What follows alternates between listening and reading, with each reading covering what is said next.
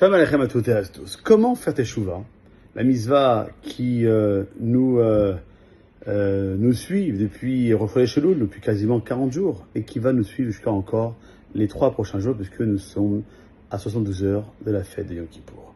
La teshuva requiert une série d'étapes claires. Tout d'abord, il est primordial de reconnaître sa faute. Ensuite, il faut prendre pleinement conscience de l'ampleur de cette faute.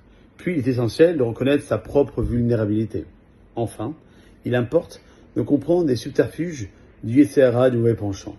En agissant ainsi, il devient possible de surmonter les obstacles, de retrouver la force nécessaire, de revenir sur le chemin de la repentance. 2 éléments peuvent guider l'homme vers la voie juste. Tout d'abord, il doit connaître son devoir dans ce monde, comme l'enseigne le Ramchal dans son livre Mitzvot Yesharim.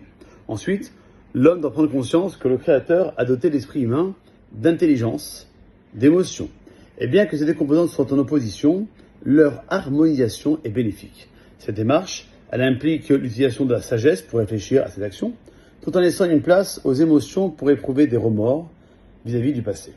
Par ailleurs, en cultivant la maîtrise de soi, on renforce la prééminence de la raison sur les désirs impulsifs, empêchant ainsi l'accomplissement des volontés de l'instinct. Il est également crucial de prendre en compte que toute transgression sera sanctionnée et de recourir aux émotions et à la crainte comme moyen dissuasif. Lorsque ces éléments sont harmonieusement intégrés, il devient plus aisé de suivre la voie juste. La piété consiste également en sagesse et en émotion. Un individu qui recherche la piété sans la sagesse s'expose à la folie, au risque de s'égarer gravement.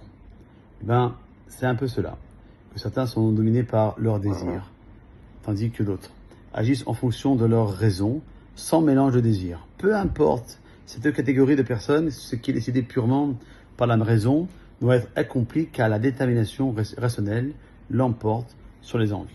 Alors, merci Hachem, la suite de notre propos qui aura lieu demain, merci Hachem, donnera la clé pour pouvoir y arriver. En attendant, bonne journée.